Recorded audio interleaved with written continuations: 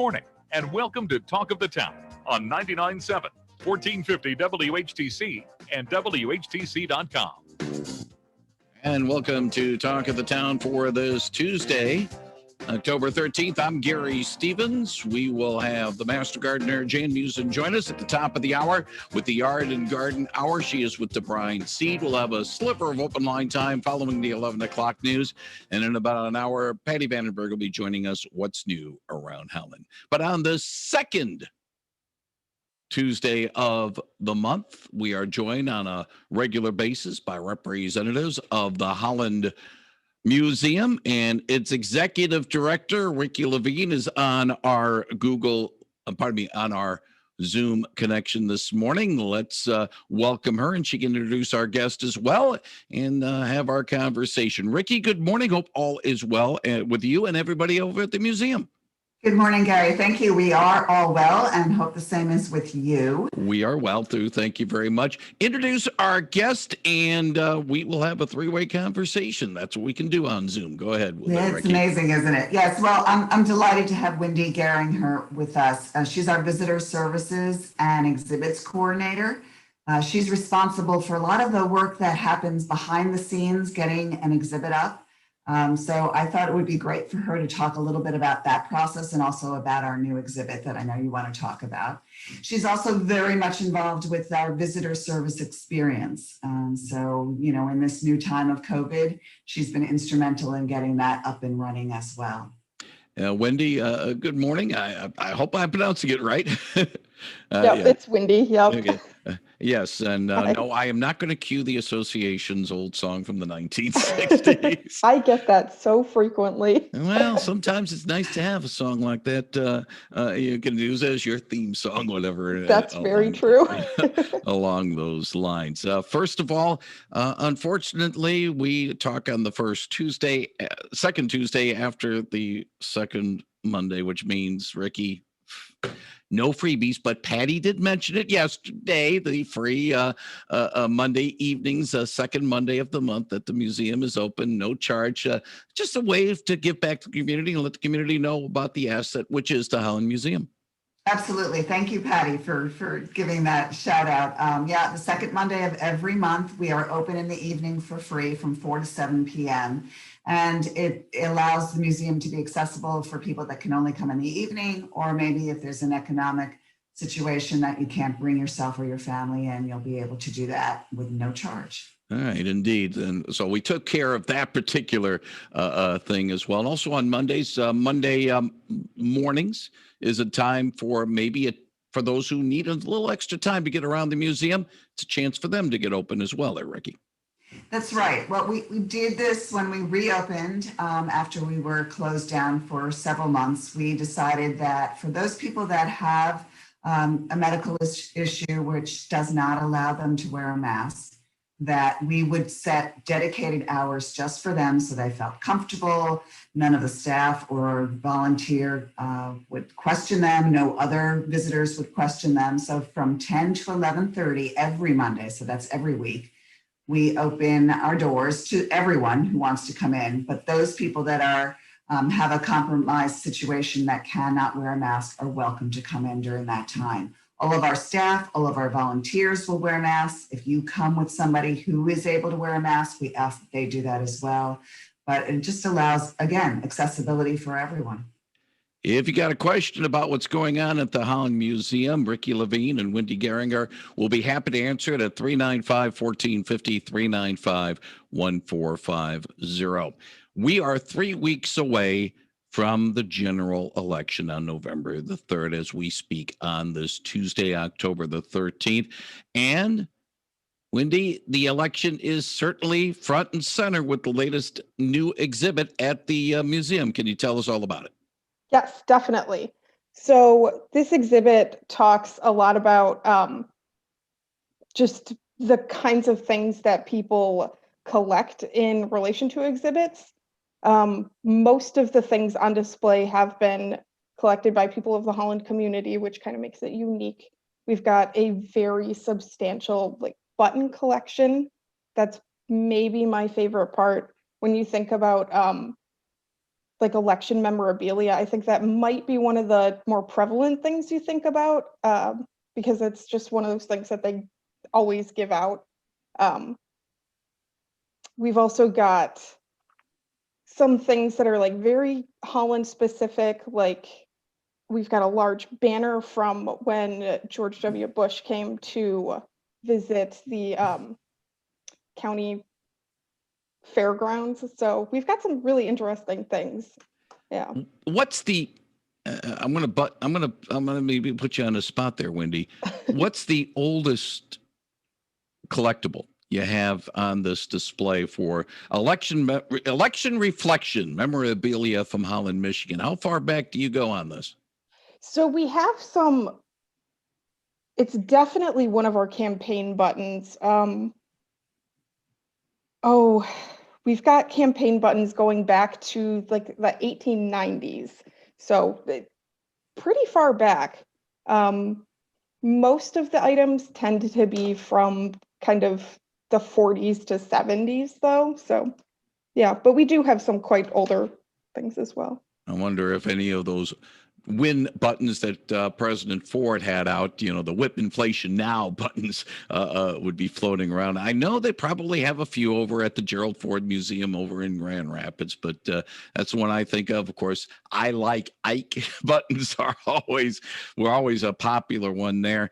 And and it's interesting about the fact that we're in an age now where we're perhaps the two most marketable candidates we have seen in American political history are on there.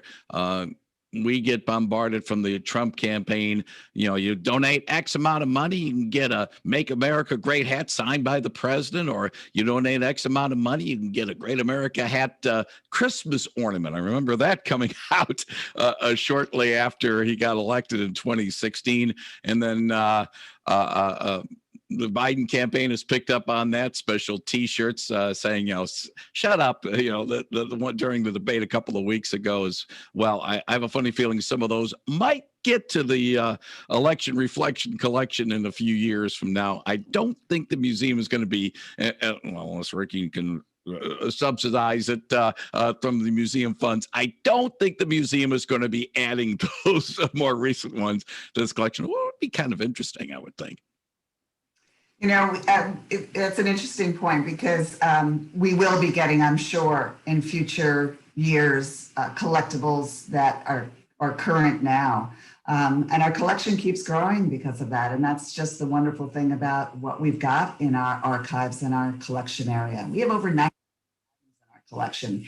So when Winde was looking through our collection, she had to pick and choose what to share because our exhibit space is not large enough for all of the items related to this topic. Now, is it just simply, Winde, presidential election because we are into a presidential election, or do you have some other ones that's interspersed within for this particular exhibit? It's primarily presidential election related items, but we do have some senatorial things as well.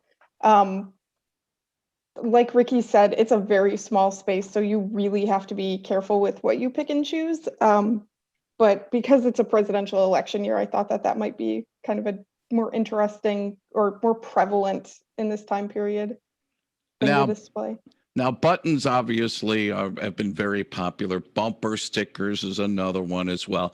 What's the most unusual campaign item do you have in the collection there, Winde or Ricki, that might be saying, this is something unusual. You're not going to see it in every, you're not going to see it at the antique store down the street. It's something that's completely unusual. I have one, Winde, if you don't. Okay, go for it. It's the cigarettes, which you very true. Not see in an election anytime going forward. You want to explain a little bit about what we have? Yes. So we actually, I can't believe I blanked on that. We have a weirdly large number of items relating to the tobacco industry that are campaign related. So we have cigars from back from when it was Dewey and Truman.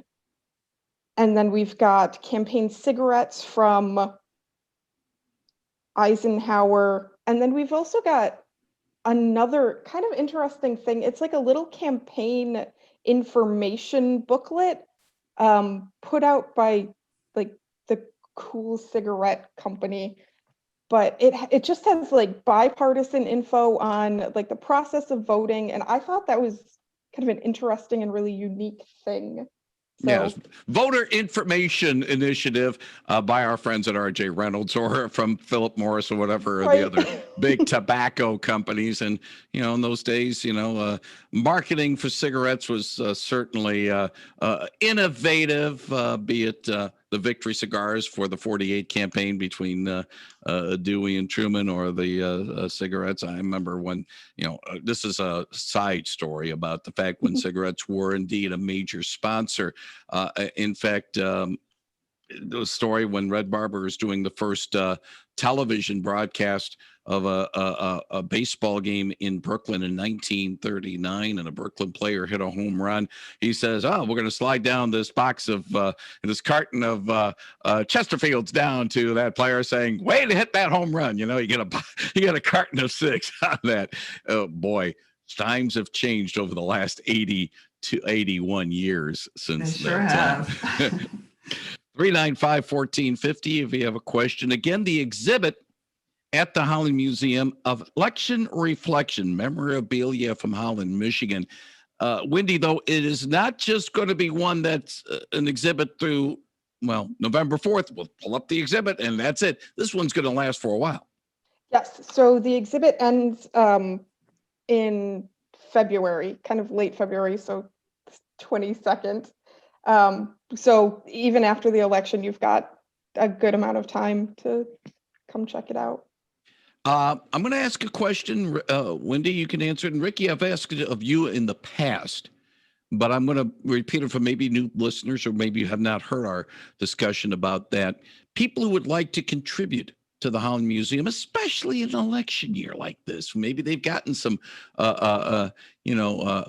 I Like Ike stuff, and I'm thinking off the top of my head, or JFK all the way stuff from the 1960s, or LBJ, and Hubert Humphrey and all the other elections.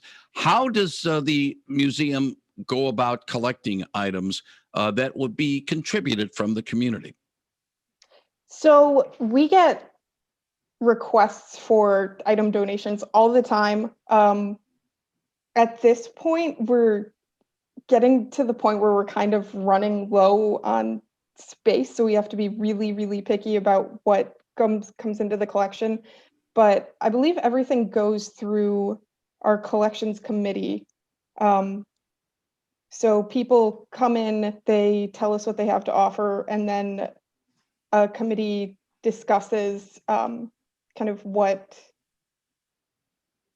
we're gonna be able to take in and what we can't. Yeah, if I could jump in a little bit.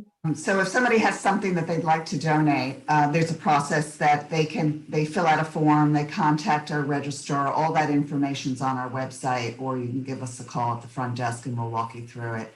Please don't just drop something off. Please don't just bring it to the front desk, because we have a process that we have to go through. But to Winde's point, then the collection committee will sit down and discuss what that item is. And we've been doing these meetings virtually, and it's been very effective, because we can really talk about an item, and or items, and we can show it in detail on the screen. And we talk about really the criteria. Why should it be at the Holland Museum? Is it telling a story that relates to Holland, Michigan? Is it about a family in Holland, Michigan that maybe we don't have enough representation in our collection? If it's something from Grand Rapids or Grand Haven or another state entirely, most likely we will not accept it, because it's not telling the story of Holland, Michigan, and we will suggest other places for that donation to be considered. So we will suggest that the donor go to a different organization. Sometimes we can help facilitate that, but not always. So the process is to make sure that the story is being told about the folks who've lived here, the industry, the innovation, That's important to future generations about Holland, Michigan. It's one thing about a unique item that might be brought into the collections. Another thing saying, well, somebody is donating something that we already have, but then the new donation is in better shape than the old one. Then the decision needs to be made. That actually goes into the conversation. So in other words, Dutch costumes from Tulip Time. We have an enormous collection of Dutch costumes from Tulip Time. But if we had something that was so unique that we didn't have, or to your point, Gary, if there was something in really pristine condition and something else that we had that was identical was really falling apart, that goes into our consideration. Because not only should we be able to tell the story, but we want to be able to preserve these items. And if something is in really disrepair and it's just going to continue to deteriorate no matter what we do, then it's something that we might have to consider replacing if we get the opportunity to do that. Our part of our responsibility is keeping things safe, keeping things for future generations. So that's an important piece of the puzzle that we really review. There's some important things coming up involving the museum. The first one is on Thursday night, trivia night, election edition. Ricki or Winde, you can certainly chime in and sort of let us know what that all entails. Well, we've been doing story time for quite some time. And when we had to shut down, and now that Spark Lab is closed during the pandemic, we still wanted to reach out and engage with our younger audience. And so we are doing a virtual story time on Wednesday, October 14th. But Trivia Night, Election Edition, which you mentioned, I wanted to get that in there, Gary, is Thursday, October 15th. We've been doing Trivia Night virtually now. This will be our 4th edition of Trivia Night. It's free. All you have to do is join us on our Facebook page this Thursday at 8 o'clock. And we are focusing on trivia as the topic. So it's not bipartisan. I mean, it is bipartisan, just as our exhibit is. It's not taking sides. It's not talking about anything that will get people riled up. It's just about trivia. It's just about what's happened in the past, and it'll take people down memory lane, and it'll probably educate a lot of us for information we've either forgotten or didn't know at all. There are 2 important events going on next week. One is a week from tonight. It is the fundraiser night at Noodles and Company. Yeah, this is really exciting. It's the second time we're partnering with Noodles and Company. They asked us if we'd like to, and we jumped at the chance. Basically, if you dine at Noodles and Company, get food to take from 4 to 8 p.m. next Tuesday, you have to sign up and get your order in online. And if you do that with the code GIVING50, 50% of your order comes to the Holland Museum. So that's significant for us. It's a great partnership. It's a great way to eat a great meal, not have to cook that night, and also support the museum at the same time. And about that is on our website too. Now, I do want to mention one thing, because our reach in the daytime is a little bit bigger than it is at night. Those of us, and I include myself because I live on the eastern side of the county.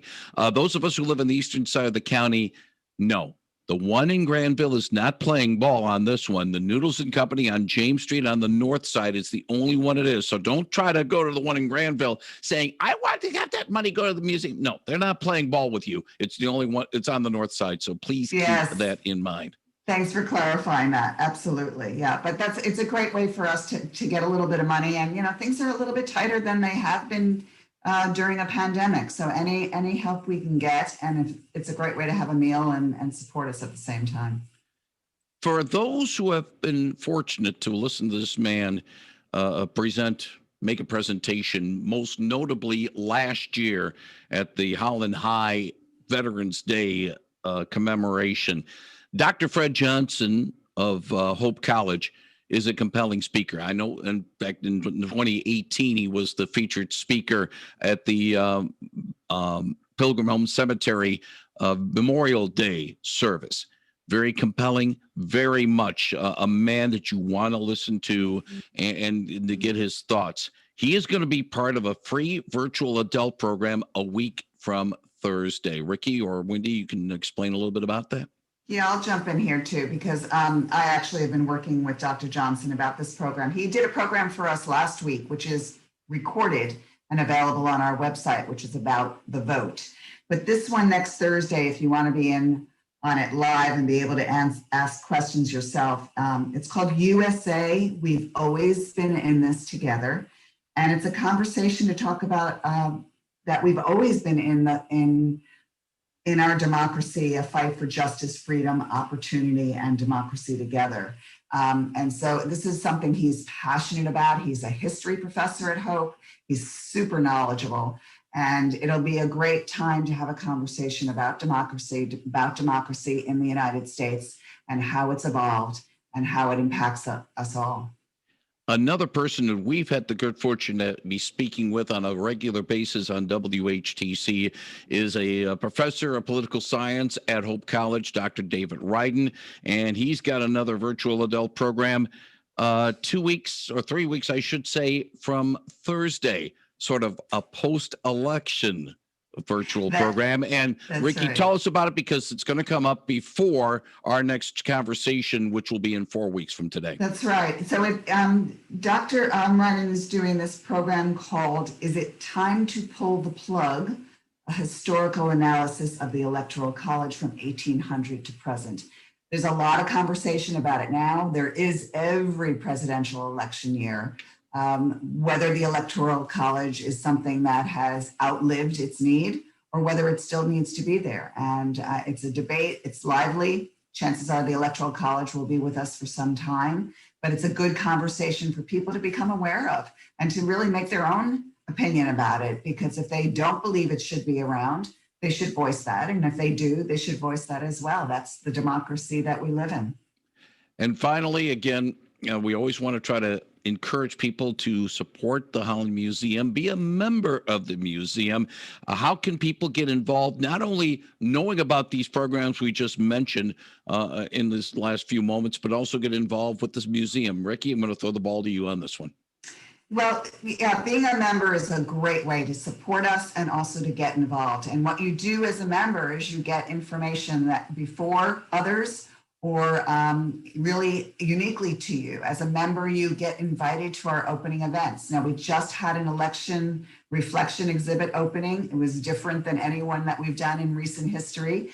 It was more of an open house, but it allowed members to come in and get a sneak peek at the election exhibit before anybody else. So we do offer perks to members like that, but a membership ranges from a basic individual for $35, which allows you to bring in a guest or a partner or a spouse every time you come in. It could be a different person as your guest. Family memberships, which include adults and children under 17, and that could be a grandparent membership. And then the premier membership is one that allows you to get NARM membership, which is the North American Reciprocal Museum membership, allowing you to go to museums all over North America. Just because you have a membership with the Holland Museum, you can get into so many other places for free. And the Michigan History Magazine comes with that special offers. More information at hollandmuseum.org. Ricki Levine, Executive Director, Winde Gehringer, the Visitor Services and Exhibit Coordinator. Thank you very much for joining us today on WHTC's Talk of the Town to talk about some of the things going on at the museum. Wish both of you and everyone at the museum well over the next month. Thank you, Gary. See you next month. Thank you very much. 99.7 and 1450 WHTC.